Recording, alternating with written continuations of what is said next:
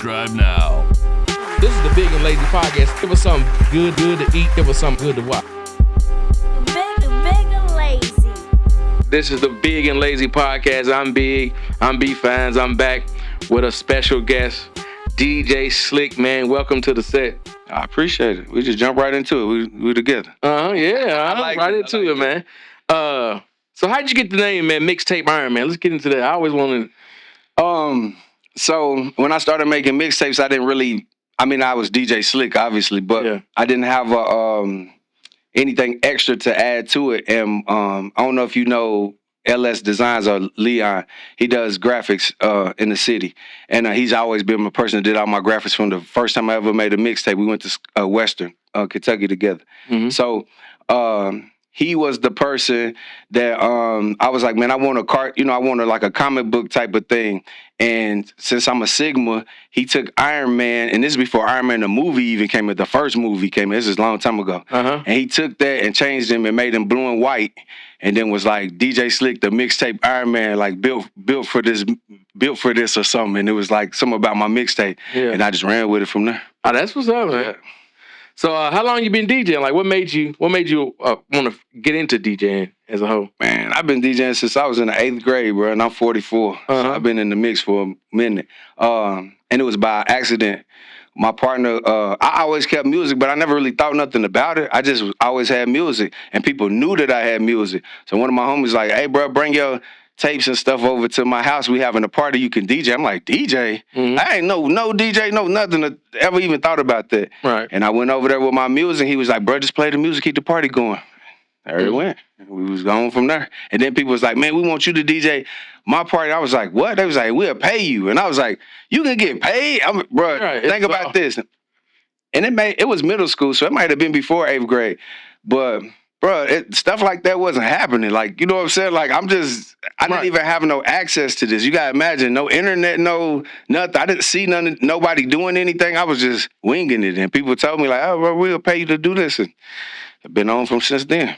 That's what's up. So you start getting paid your second gig, like Yeah. That's what's up. Yeah, and it was probably $30 or something. And then I didn't even have no equipment. So I would have to go back there. Everybody had a house stereo. You know what I'm saying? Like house speakers, you know what I'm saying? They had a whatever. 6-7 big ass. Yeah. You know the big house speakers. So I would say, man, you gotta have a system. I'd be like, you gotta have a system at your house, but I'll come and I'll play on it. Yeah. So then I would go to people's random houses. They'd be like, here go our system. I would bring all my stuff, tapes. It's before even I had tapes first, and then CDs, and then I would go and just play off of whatever they had. And then I learned how to finesse the systems to make it to where it wasn't so much time in between my songs. Right. Because I didn't even know, I just knew that it was too much, from song to song, it was too much dead space. I needed to fix that. I didn't know, I didn't want to So you learned all this on the fly. Yeah, just because. No YouTube University, this is all hustle. It wasn't none. If you didn't have a cousin from a big city or something, Real bro, I'm from Mayfield, so you may not know, but I'm from Mayfield, Kentucky. That's far west Kentucky. So we didn't have, bro, it was 2 DJs in my town, and at that time, I didn't know, you know what I'm saying? I didn't know them. I knew that they DJ, but I never thought of myself as a DJ. I just, and then back then, the game was kind of private. So you go to ask somebody, they'll front you. You know what I'm saying? They'd be like, nah, bro, like, I ain't going to give you the game because they think you're going to be the competition. Yeah. So it was really rough. So I just, I had to get ruthless. You know what I'm saying? I learned to jump in the game and, make my way. So, yeah. Okay, so would you say DJing was easier now with the with everything's digitalized? Would you say it's easier back? It just depends on your effort. It's easier now because you don't have to search for records. You don't got to, like, bro. Nope. When I was telling you that they was gatekeeping, like, the guy in the town wouldn't tell me where the records were. You know what I'm saying? So I didn't even know where to go get records. Like, imagine that. Right. Yeah, I didn't have no equipment, nothing, and I'm trying to figure it out, and I didn't even know where to get records. So was the guy DJ? Was he? Yeah, he's a DJ. That's my homie now, too. Okay. It's my homie. I was about to ask him, does he play like a villain? Because nobody starts out as a villain. You know what I mean? Like, Nah. He cool people. Matter of fact, is one of my homies. My friend, he's in our DJ crew right now. That's one of the first things I did when I became vice president of the Kim Camp DJs back in the day. It was the first thing I did. I went back and got him and brought him to the forefront because we was different people back then. You know what I'm saying? Now, you know, I'm a person like, here's the information. I'm that guy. Right. I'm the guy that's like, they be telling, hey, bro, you giving too much information. That's too much free. And I'm like, why? It ain't gonna cost me nothing. I'm gonna give you the information. So I'm one of them people. Okay. So when did you migrate to Louisville? How was that transition? So I'm from Mayfield. Yeah. And I went to college at Western Kentucky University. So I spent 5-6 years in Bowling Green. Mm-hmm. And then I moved here because I got a teaching degree. I'm a school teacher. Oh, okay. Yeah. Congratulations, man. Yeah, I appreciate it. Uh-huh. I've been teaching for 20 years. No shit. Yeah. That's what's up. What grade you teach? Second? Yeah. That's what's up, man. Yeah. That's what's up. We need, huh? I don't be outside wilding because I got. Yeah. That's what's up. I think we had a few school teachers on here before, and that's musicians and teachers. That's pretty dope. Yeah, ain't nothing wrong with it though, man. It's cool, man. We all gotta do something to give back to the young ones. So you know what I'm saying? Why not? You know what I'm saying? Help at a younger age. I think a lot of times we gotta right now we got a problem with teenagers. A disconnect, not a problem, but it's just a disconnect right now. It is. And no, let's be honest. People scared of the teenagers. You know what I'm saying? And they too scared to talk to them. And so watching that even before it started to be how it is right now, I knew that I had to figure out some kind of way to help out. So that's my contribution to the ways. And I try my best to do all the stuff I can for the kids. So anything people got going on, we do back to school drives. I've been doing the back to school drive for 14, 15 years in my hometown. Like, you know what I'm saying? Like, we just do everything we can to help the kids. So don't be scared of these kids, man. Help these kids, man. They need somebody to talk to them or just listen to them, man. Whatever. That's what it's all about, man. Giving back. You know what I mean? And yeah, I'm staying away from the YNs. I'm up, man. We gotta. I don't know, man. I understand though. Yeah. I see both sides. I mean, you see it. What do you always see on social media? When you open your phone, tell me the couple things you see besides the freaky advertisements.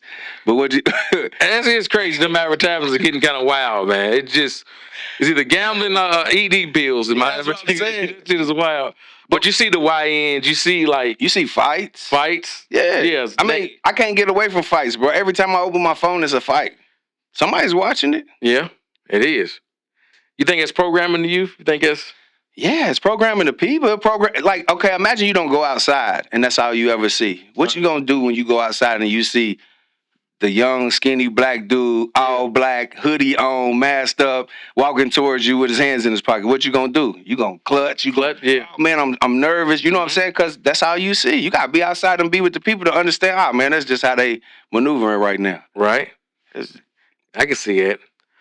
So you launched KUE Awards back in 2012, and it's like a staple now. Yeah. What was you trying to accomplish when you did that? What was the... we was moving around DJing. And, what I wanted to do was have a shirt on that showed people I was from Kentucky. My whole goal ever in life was to put Kentucky on the map, like to be one of the people that helped to push Kentucky to the forefront of music, because I felt like we had super talent and I felt like we was being slept on. So my whole life was always to connect those dots. So that's all I ever wanted to do. So even with my DJ logo, it say DJ Slikk, and it's the outline of the state of Kentucky on there. Yeah. And people didn't know what the state of Kentucky was. So as I'm moving around and we going from state to state DJing and doing DJ conferences and stuff, people like, man, what is that? Oklahoma? Is that Indiana? Where you from? And I'm like, man, I really didn't think that people didn't know the outlines of states. So I was like, man, I gotta have something to say we from Kentucky. So I had a cousin. Actually, my cousin got a crazy clothing brand right now. Shout out to Davin Gentry, my cousin. He do Diet Starts Monday. I don't know if you ever seen that clothing line, but it's a premium brand. It's dope. Well, anyway, he was the one who I reached out to and was like, yo, bro, I need something to say KUE Raised. Like, I gotta have something. And he gave me like a couple little mock-ups and stuff and whatnot, and I just put it on the shirt. One time it was my birthday party. Had a birthday party at what did they call Villa right after it was Villa? Was it Roxbury? Roxbury. Yeah. I was DJing at the Roxbury. Shout out to First Class and Famous.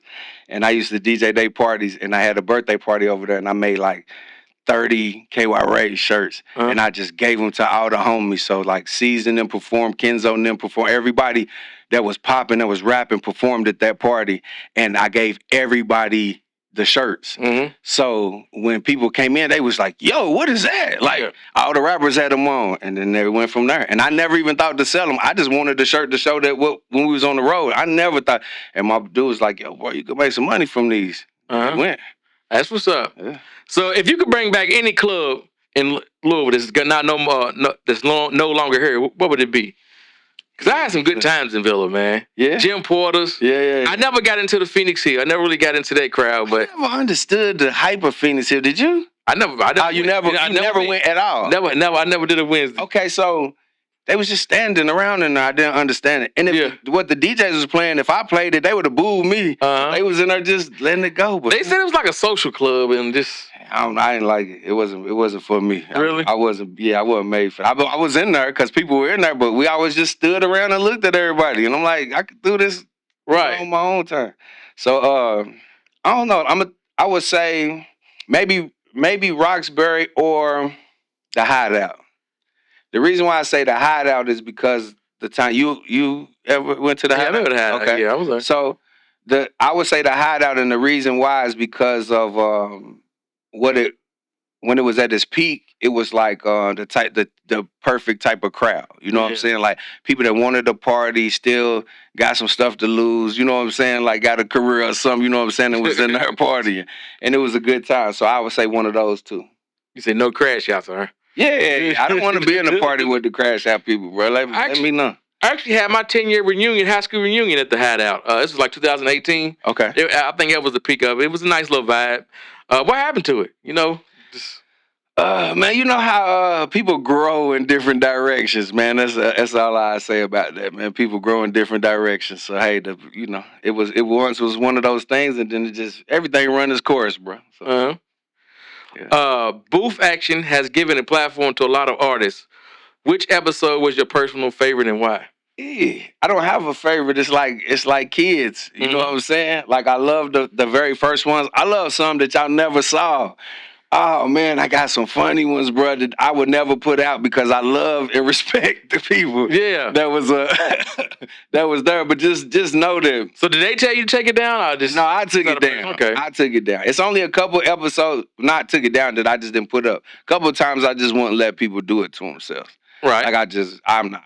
That's not the purpose of the show. Even though it was, even though it would have been funny, but nah, I wouldn't do them like that. Yeah. But probably.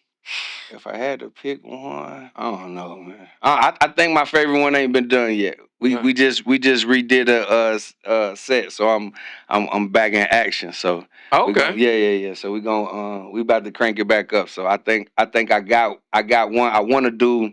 We're gonna start off with the legends. So I got some legendary MCs that are from Kentucky that I want to present to the people, re-present to the people. Because I think a lot of times, some of the people within the early 2000s, even the 2010s, early 2010s got lost in the shuffle. So I feel like they need to be reintroduced. So we got some of that coming. Okay, that's amazing. So what were some of your favorite artists to work with, throughout all your DJing years, like some of your favorite artists or promoters to work with? I always heard Season. Chapter Harris Season. He's just get him on here, man. Could you do that for us? Yeah, we gotta get him on do here that as soon as we get done. That's my guy. So him always easy to work with. I like to work with people that I don't gotta make work. So work ethic is real important to me. So he's definitely always one. He be getting in with the boxing and yeah. He's definitely gonna keep it going. And you go see him, you gotta do some push-ups. It's just all type of wild stuff. Every time he's doing something, but he's always building and progressing. And you know what I'm saying? He's one of those people that really got the mindset to take over the world. So I feel like it's my super responsibility to make sure that I use anything that I got to help push him out to the masses. So that's what I'm working on right now. Okay. So who's your Mount Rushmore of DJs? From everywhere? Anywhere. Just your personal favorite for. So Mount Rushmore's for. So okay, so I like Jazzy Jeff because of his creativity. I like Chaos. Mm-hmm. And I'm talking about out of all the DJs in the world, Yeah. Chaos. Not just because he's the Kentucky ultimate GOAT of DJs, but just because he can adapt to any room, bro. Like anything. Like most DJs that are within our realm do, but he goes crazy. And he been doing it at a high level for years. And I don't think that people from Kentucky understand the things that he's done within his life. Mm-hmm. And I think one day they're gonna sit back and look at that and study him and be like, yo, he did some amazing stuff that we just didn't. I mean, he done been all over this world, bro. Right. All over the world, DJing to represent Louisville, represent Kentucky, bro. That's dope to me. That's super dope to me. So those two, I'm gonna put DJ Michael Watts. Okay. One of my all-time favorites for sure. Chopped and Screwed, the technical aspect of Chopped and Screwed music is crazy to me. Yeah. So I listen to all of that stuff. And then I'm gonna put I get one more. DJ Empty Beats. Man, shout out DJ Empty Beats. There you go, man. Shout out to Empty Beats, man. Yeah. Not only is that my brother, but he's super dope in all aspects of DJing. And I think that, you know what I'm saying, a lot of people fool with him, but I think they underestimate him all the time. So I always want to shout him out. And there's some other ones in the city, you know what I'm saying, in the state that go crazy, but I'm just saying, like, those my ones. Did you ever work with Busy Beats? What was it? He was behind Dope 16, wasn't he? Busy? Yeah. Yeah, that's my partner. That's what's up, man. Yeah. Now that's my active partner right now. Really? We got business right now. Okay. We actually got a studio venture thing that we got going on right now. So yeah. You want to talk about that a little bit? Yeah, we got a thing called Warehouse Studios where we do live streaming, podcast, just anything you could think of doing with media. Mm-hmm. And so that's my partner within that. Oh, that's amazing. Mm-hmm. So do you want to talk? There was no Kentucky Urban Awards this year. Do you want to talk about that? Yeah, let's talk about it. Are they coming back? Have we seen the last of them? Man, okay. Because I don't want to say too much because I talked to somebody, I don't want to say his name on camera, but I talked to somebody close and he was telling me like I don't know, it was some friction behind, the awards. Like, I ain't gonna say predicted this type of thing, but he was like, it ain't no friction. It's just ain't making no money. Right? Yeah. He tried to come out. Yeah. That's all it is. That's it. Simple and plain. It's not making money, and I couldn't figure out a way to make it make money without me feel like I'm super overextended. So not only am I doing an event where I'm losing money, right, but I also got to deal with the stuff that happens within the streets, not just the politics, but the streets. Like you know what I'm saying, like. Everybody that you know that's a rapper think that they in the streets, or everybody that's in the streets think that they a rapper. So with all of that being crossed and mixed together, bro, you got a whole lot of particulars that you got to deal with. Real talk. And people underestimate that. I don't take anything lightly. So I'm not one of those people. I believe everything you tell me. So I'm gonna approach it that way. So if you ever told me that I believe you. You know what I'm saying? So that's the way I approach life. So what do you mean, like street? Like, what do you like? Like, I'm going to kill you if you don't give me that award. Oh, shit. That. Yeah. Oh, whoa. Okay. Or I'm going to make sure that y'all function don't happen. We're going to make sure that we do everything we can in this parking lot to whoever we can to make sure it don't happen if we don't win. Wow, I didn't know it got that deep. Yeah, but that's what I'm saying. So nobody in their right mind, like, listen, the DJs be trying to talk to me every year. They be like, because, we in the Allegiance. The awards is the awards, but the allegiance is the power and, factor behind that. So with that being said, like, it's a crew of DJs that really care about each other. Right. Like, bro, it ain't worth that. You know what I'm saying? But to me, it is. Because I existed in the world when we didn't have no awards. And I don't care what nobody say. Any kind of award makes you want to step your game up. It does. Let me tell you a little quick story. Right? As we was catching, like we was about a year in the awards last year, was it 24? No lie, man, I wanted the best podcast award. Mm-hmm. And I ain't gonna say it's in the back of my mind, but I've been going hard this last year. Like, I'm gonna get this award this year. And I was kind of sad when they didn't happen. So, but I didn't know it's so threatening and doing all the goofy shit. Yeah, okay. 1000%. I'm talking about, bro. I could talk for an hour about the crazy stuff that happens, or just the people that I thought that was cool with me. Yeah. That we'll be talking just like we talking right now, and then all of a sudden it'll get to the award some kind of way, and they be like, "Yeah, man, because man, they ain't give me the awards." I'm like, "Who is they? I am the guy. It's me." And then they go, "Nah, but not you, bro." And I'm like, "Who are you gonna blame it on? It's me." Right. So how did the voting process work? So how did it? So, Because I seen it be the people that's disgruntled with not winning, but then they try to say, "Oh, it ain't nothing but this." But Yeah. you and your feeling. But how did the voting process? So I never could figure. I never liked straight popular vote. I don't like it because I feel like people can manipulate the system. You know what I'm saying? So when creating this thing, because it used to be the Kemper. I don't know if you know the history of how this worked, but from 06, 07-ish is when the Kemper Awards started. So it used to be a DJ crew called the Kemp Camp DJs, and we had an award show called the Kemper Awards, and that was basically the Kentucky Awards. So that's from like 06, 07 all the way to 2014. Yeah, I remember those. I don't think they did I don't think it was a 15, but 2016 is when we came with the Kentucky Urban Entertainment Awards. I didn't want to do a popular vote because I know people can hack stuff. So I said, let's get a representation from each market. That way you got a person that's a point person in each market. They can speak up and say, hey, this person's working or this person's not working. And if it makes sense. So we created a point system, basically a 10-point system. You got 4 points being the popular vote. Mm-hmm. So that's a big ordeal.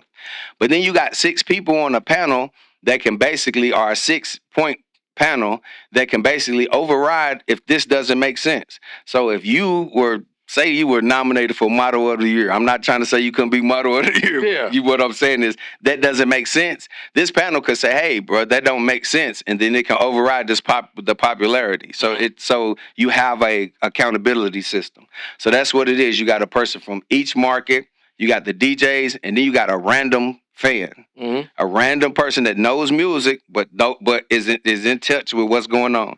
And all these people have a say-so in what's going on. It always made sense. It always made sense in a way as far as like when it came down to everybody putting all the information together and seeing who won. It was some controversies and stuff before, but never like I just had to have a whole lot of conversations with people because I wouldn't tell people who's on the panel. So if you was on the panel, I'm not going to tell you who the other person is on the panel because I know people that have tried to persuade the panel. So like this is all like anonymous? Like, yeah, nobody, okay. People don't know each other. So you're not going to be like, hey man, what did the other person vote? Now they could ask. So like if you was on the panel and you say, hey man, it's Poet of the Year, and you don't know anything about the poets, and you say, bro, I don't know what's the popular vote say. So you could ask, and you'd be like, how many people on the panel says this? And they could do it, but you never know who's on the panel. Right. Because you come to me with the bull. You know what I'm saying? Right. I already got to deal with it anyway. Come to me with it. Don't bother none of these people because nobody would be honest in that situation if I put them out there. If I told people who's on the panel, then, you know what I'm saying, you could be like, you could use that to your advantage, or you might be like, man, leave me alone because I don't want people to know. And then some people told it. Some people be like, yeah, I was on the panel this year. Mm-hmm. And if they told it, then I would say it out in public. You know what I'm saying? But if they didn't, I wouldn't. I wouldn't say nothing. Like, hey, man, it's just how it went this year. And that was the first way that I could make it work because if you wasn't popping in Lexington and I talked to the Lexington rep and you from Louisville, who cares how popping you are in Louisville? If it didn't reach the Lexington, that ain't my fault. Right. That's your fault. Right. Think about it. Go harder. If I talk to the Western Kentucky rep and they don't know nothing that you did and you live in Lexington, whose fault is that? Mine or yours? Right. See what I'm saying? Uh-huh. So that's just how it works. So some people got mad because they was like, man, you got people that is in other places and they don't got say so. And I mean, they got say so, or it may be a Lexington artist like, man, this is what's popping in Lexington. I'm like, that's why we have a Lexington category. Right. You know what I'm saying? Like, so we could get that piece, at least get that piece right. Now, when it came to the masses, Louisville's always going to have the biggest representation because Louisville's the biggest city. But people don't understand that. It's like people don't understand nominations and voting and stuff. I didn't know people didn't go to school or they didn't pay attention to school. When common sense ain't that common. Yeah. Common sense ain't that common. You got that right, my brother. You got that right because I don't know what to say. Right. So I'm trying to explain this to grown people. And I'm not trying to be funny. I'm just saying I'm explaining this to grown people. Yeah. And this is what I'm doing all day. And then I'm just like, and I got to deal with the stuff. And I'm losing money. Right. So who's going to keep doing money is the key part. So, like, you ain't got to give me a dollar fix. So why didn't you like because I know when you first came about, I know you seen it more profitable. Where did it go wrong where it wasn't profitable? Well, it never was a lucrative thing. All I wanted to do was get back. I didn't care. Yeah. Bro, I did this for motivation for our state, bro. It makes us better as a whole. It does. It does. I don't care what but people can front and do all they want to, or it's been a lot of people that came out and say, yeah, bro, it means something to me. Or pull me to the side privately and say, bro, I worked so I could get that. I appreciate that. That make me feel like, okay, bro, I will sit down and listen to people trying to figure out how we could, make it back running again. But past that, at the time, nobody, okay, all you got to do is get, like, whatever the protocol was for the tickets. We have tickets. One year we have tickets at the door. People didn't want to, I can't make it there in time to get the tickets. We make tickets online. You just got to get here by a certain time. I got to work. I got this, that, and other. Like, bro, we can't figure out a way to get the people in the building. Then when they come, they won't dress up. Or half the people's dressed up, half the people's not dressed up. Then we finally got it to where everybody's dressing up every year, okay? We got that done. They still don't want to spend no money. They don't want to buy. They don't want to pay to perform. People's mad they got to pay to perform. I'm like, how am I supposed to make some money, bro? Right. Like, I only have 4 performances. We pick an opener, so it's a total of 5 performances every year. Real award show. We can't sell the 4 performances. Man, it's too high. Why y'all this, that, and the other? Because we don't want 70 I could have sold $70, $100 ones. Right. You know what I'm saying? But who want to sit through that? You don't want to do that at an award show. It's an award show. Right. So I only went 1 year, and I can't fly to it. But it was a dope event. Real dope event. So is it ever, like, before I ask you that, what are some of the best moments of the awards, and what's some of the, like, worst moments? Like, one of the best ones was we got the guys from Nappy Roots together. We got almost the whole group. Big V has a son that was playing for UK at the time, I think, and they was playing like Alabama or something. So he couldn't come. But I got the 5 of the members of Nappy Roots together when they was kind of not on good terms. Right. But they came together because I asked them to, because I've been kind of in the mix since they first got their deal back at Western. They from Bowling Green, isn't they? Yeah. They well, one of them is, but the rest, two of them from Louisville. So yeah, yeah. But I was kind of in the mix with them. So, you know what I'm saying, that's where it was or whatever. So I fool with them. Okay. And what was some, like, the worst? The worst. Say no worst. When I was counting up at the end of the night, that was the worst, bro. Counting up nothing. Yeah. And I was just, but I bet that's like a double thing. You got people complaining about the awards. Yeah. Then I took a couple $1,000. Like, you know what I mean? Yeah. Nah. I would say, and it's way more good things where and they surprised me with an award. Like last year, I got a Living Legend award. I don't get awards. You know what I'm saying? Really? So they went to, the staff went and got that and put that together. So that was a real shock. I had no idea about that. Hell, my family wasn't even there. You know what I'm saying? Like if I was gonna get an award, I would have had my family there and stuff. You know what I'm saying? So that was dope. So that was one of the things. And then to see some of the people that got the Living Legend awards that got a chance to, like Mr. Cole, who got his Living Legend award, and we were able to talk to him and you know what I'm saying, big him up because he helped I don't know no DJ that Mr. Cole didn't help sometime in life. So we definitely got a chance to honor him, and that was dope. But on the bad end, nothing really crazy. Sometimes we had some crazy sound or something, you know what I'm saying, or something like that. But nothing really crazy, man. I mean, preparing for somebody who said they was gonna make sure we weren't gonna have no awards. Now that stuff is crazy, having to do extra security and stuff like that for the people. But you ain't got to say no names or nothing. But can you just give like a vague description of why he want to come and shut the whole awards down? Because because they felt like they wasn't represented. And then I've had it, that was just that instance, but I've had it after, it's before and after. Because you got to understand, like we used to time it out. It's like nobody ever knew that we was taking nominations for a whole month in June, the whole month of June. Nobody ever saw it until the list comes out. Right. Then when the list comes out in July and it's time to vote, they still never seen it. Nobody ever knew they was on the ballot, even though we were contacting all these hundreds of people. Like it's 40 or I know it was 30 some categories or whatever, and you got like, I don't know, 20 people in each category or 15 in some category. So you got all these people to contact. Nobody ever knows we're having these awards. They don't ever hear about it until after it's over. Really? And then when it's all the way over, man, them week awards, man, that and the other, and it's just like, damn, bro, y'all never like all this time and effort that we put in, all the hours and hours that I put in on the phone, talking to people from every market, talking every opinion, all this stuff, and then for y'all to just act like you never seen it, and then bash it off top. And then when I reach out to the people, because I reach out to the people, especially if it's somebody I know, I'm gonna ask them, hey, bro, what happened? Like, what's happening? What's going on? It ain't you, bro. It is me. I'm the guy. Right. But it's never me. Damn. So I don't know what to do, man. I don't know what to do on that end. But we got to figure out a way to make it make sense, make it make some money. And if somebody can help me, I'm down. I just don't. I even give somebody the blueprint. Somebody else can do it. I give you the game. Somebody else can do it. I help. Let me be a consultant. Let me step back in the back. You want to do it? I don't know. I don't know. That sounds hectic, man. That sounds, Why? But let's bring it back. So, do you ever see them coming back? Like, do you ever see? Yeah. It'll come back. It'll come back. It's going to, because I'm that, bro. I got Kentucky on my arm. I'm that guy, bro. I was the one that was outside screaming Kentucky race. I'm the one that get mad when people in Louisville be like side county. Yeah. That makes me mad, because I'm from 270. I don't like that, and people don't understand that because we work so hard to put Kentucky together, bro.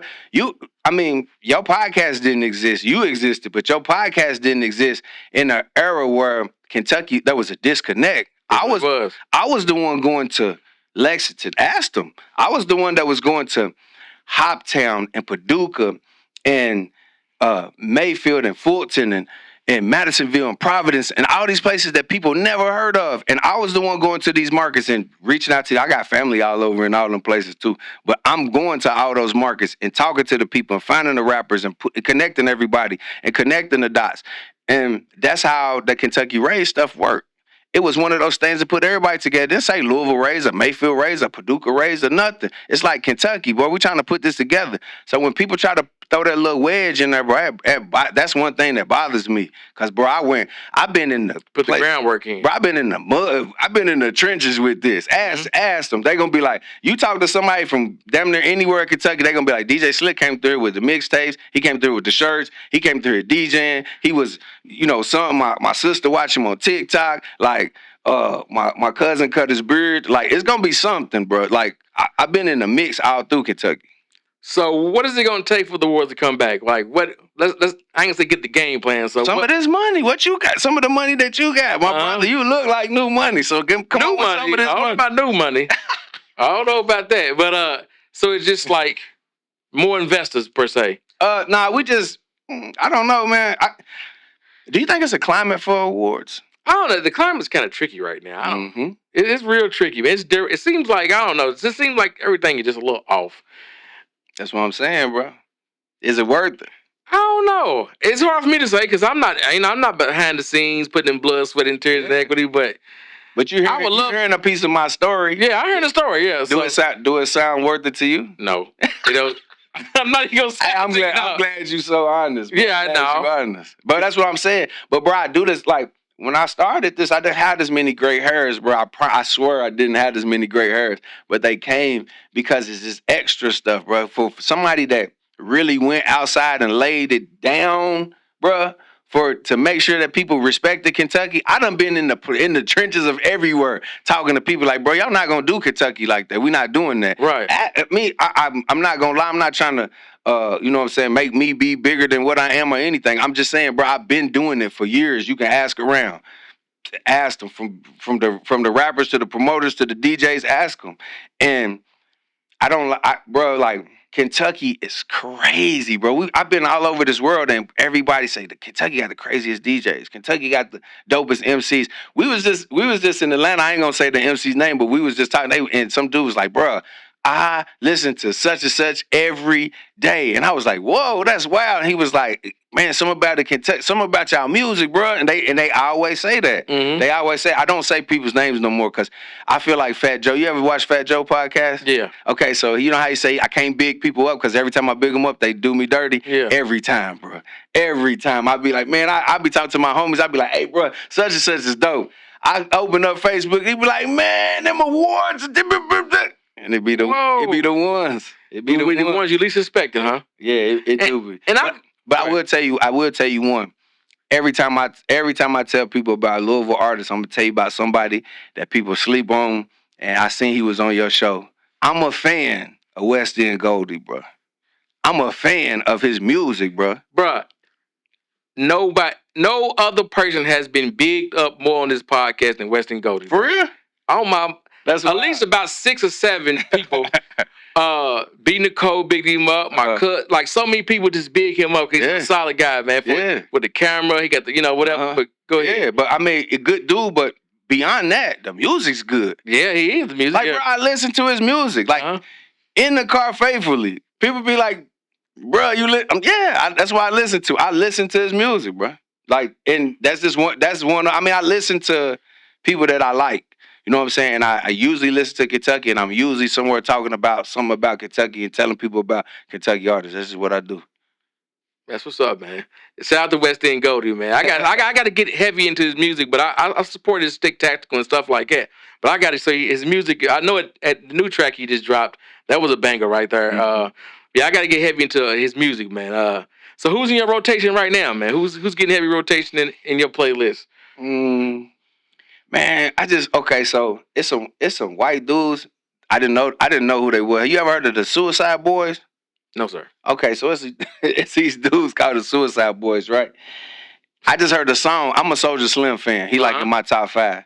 So Soulja, he's your top 5 all time? All time. So I told you I'm a little different. Okay. Bro. I'm a little different. So Soulja Slim is in my top 5. So they got a record where they took a sample from. It's called Napoleon or something like that. But it's jamming. Like the song is jamming. So I went back and listened to them. And then they got a old 3-6 feel.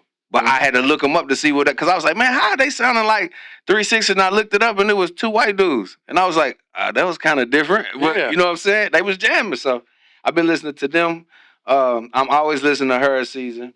I've been listening to JID. I listened to Ghostface's new album. Yeah. Supreme Team was Supreme Clientele 2. Yeah. I listened to Clips. You been listening to Clips? Yeah, I fuck with Clips. Yeah.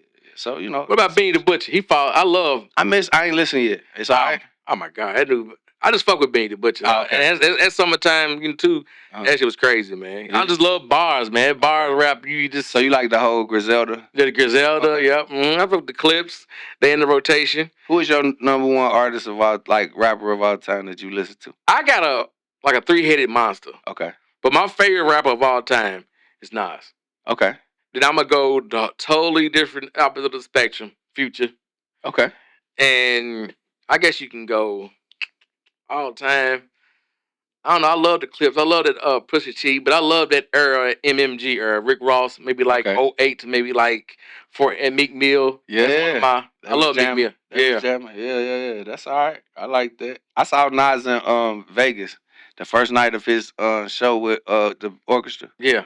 Me and my dog DJ Mr. King we was out there for Hype Man Face bachelor party, and we was when was this? July, first week of July. Okay, I got you. Yeah, and he brought AZ out. They were crazy. Yeah, they were crazy. Oh my, it was dope. Yeah, it was dope. I actually caught that same tour, but it was in Columbus, Indiana, Ohio. Oh, okay. Because I looked at the Vegas, but I don't know. Like a couple of weeks later, I seen he had a Columbus store, and I hopped on it. Though I could have died that night, bro. It was like.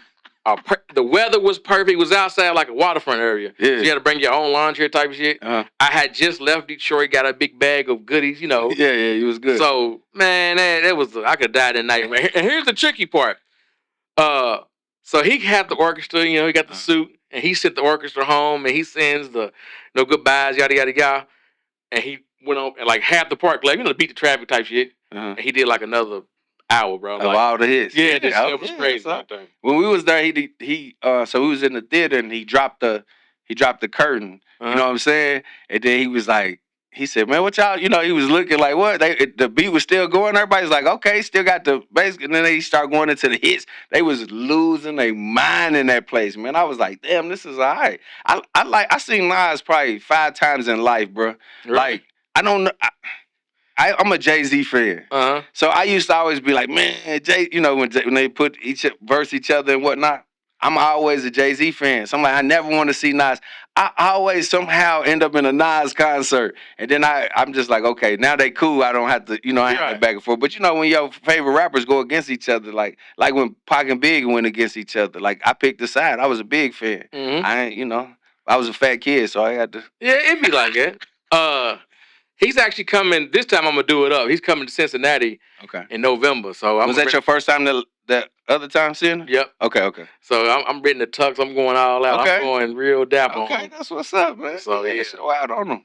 So when breaking new records, what elements make you say this is like a hit? Like what's the I don't know. It's just a feel. It's a feel that you get. Sometimes I miss a hit. Like it just happens. You know what I'm saying? If I'm breaking a record, I gotta have a feel for the record, and I gotta be wanting to play it over and over again. Breaking a record is nothing but repetition, and the people being able to hear it over and over again, and want to listen to it over and over again. That's why TikTok? Yeah, shout out to TikTok. That's why I be on there running the repetition record. So come listen to them and repeat. Yeah, TikTok, all that stuff. That's why radio works so good, because of the repetition, and then next thing you know, you singing it, and then you moving. So it's got to be a feel. Usually the beat, and then but now I don't know. Even with this in the TikTok era, it might just be a little bitty part that I could loop of the song, and turn it into something. So I don't know, man. I'm not a person that can really spot a hit anymore. Meaning, like, if you brought me a record and you said, "Is this a hit?" and I'd be like, "Man, that's garbage." And then I let my son hear, who's 14, he'd be like, "That's jamming." And then our ear is totally different. That's why I gotta let my son listen to the music first. Right. My son will tell me something hit before I really know, like, especially with the young music, because they rap off beat. In my head, I'm thinking that don't even make no sense. Like he not talking about nothing. 6, 7. And then the next thing you know, he's like, "Yeah, that's it right there, bro. 6, 7." I'm like, "God dang, I didn't." You know what I'm saying? So right. I gotta refer to the one. So it ain't really like one of them things like back in the day. We used to have a bunch of listening sessions. They'd be like, "Man, I gotta have the DJ's approval," and they gotta tell me. You can have the DJ's approval. That's dope for the club, but for the masses, DJ really can't tell you like that anymore, because the times are different. Really? Yeah, the times different. You think social media got a lot something to do with that? Yeah. Hell yeah. Because I really gotta trust you to listen to you play some music. I gotta trust you. I gotta trust your judgment more than my own judgment, because I can create my own playlist. I gotta listen to nothing what you talking about. So I really either don't have the time and I trust your judgment, so I'm gonna listen to what you got to play, or you doing something so fantastic that I want to tune into the show. DJs had to change their shit. It used to be I just got all the music, I could just play whatever and I'm cool. Now you gotta entertain, bro. You gotta, back in the day the DJs up there looking like a prop. They barely even moving. Yeah. You know what I'm saying? Some of them are scratching, the other them just kind of bobbing their head in the background. Now the DJs turning backflips and going crazy. Like back in the day, they used to clown Fresh. You know what I'm saying? Yeah. Like for the dancing and stuff. You know what I'm saying? And even when we was growing, you know what I'm saying? Even he, Fresh was around us coming up. So it was definitely different. You know what I'm saying? But it worked for him. You know what I'm saying? He created that lane. He did that. Nobody, if somebody's like, "Man, I was DJing and singing and dancing and jumping from," nah, you wasn't. Fresh was doing that. So you said Fresh is the originator of that. 1000%. Now I'm saying I ain't saying he the very first person. I'm saying from the era that we know what it is. Why you think he DJing for Chris Brown right now, bro? That's not by happenstance, bro. Right. I watched it with my own eyes. I saw this man not have no equipment to DJing the largest concert in the world. Right. I saw it. You know what I'm saying? So I saw the work ethic, but he had to be different. Everybody didn't like that.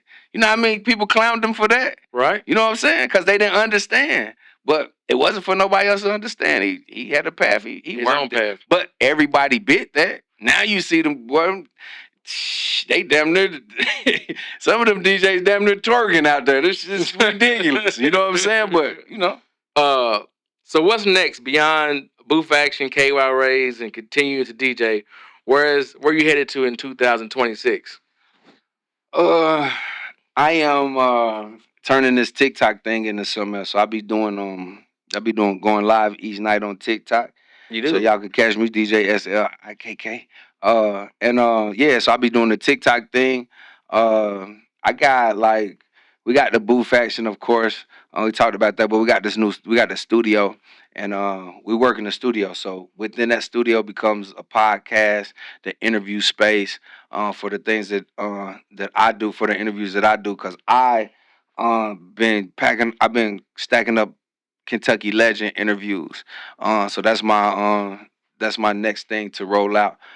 So doing those things. Of course, the parties we do GVO, which is Grown Vibes Only, with Quality Culture.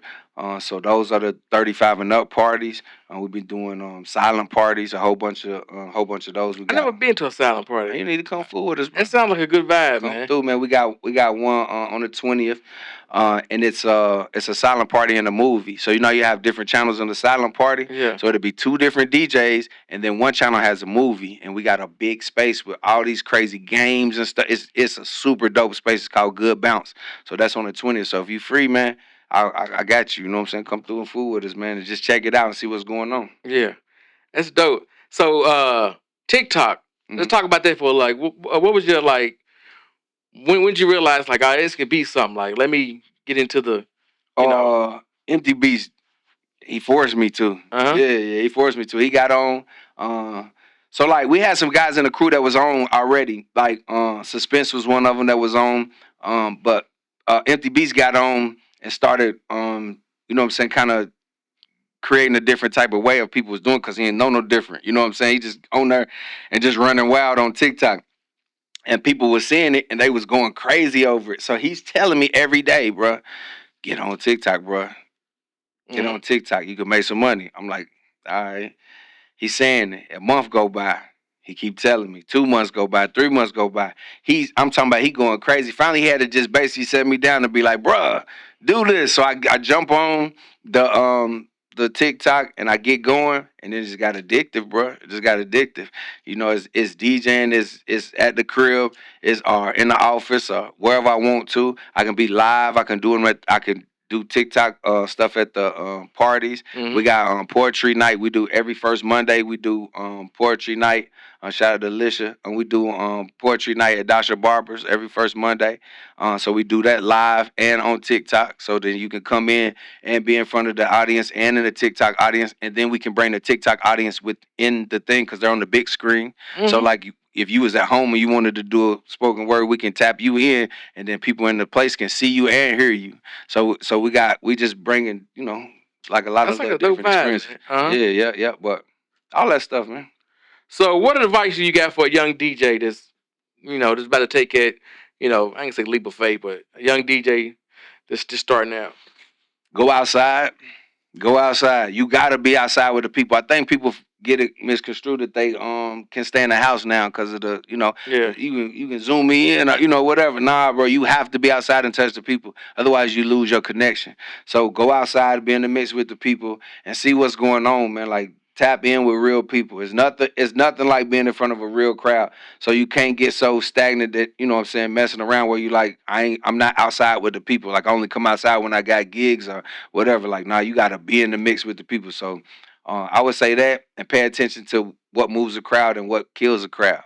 Because a lot of times DJs go in with their own mindset, like I'm going to, recreate the wheel, when you can kind of just go to a club and watch hot records and kind of know where to go from there. Mm-hmm. Like I feel like nowadays it's super easy. It's super easy to get music. It's super easy to buy a controller.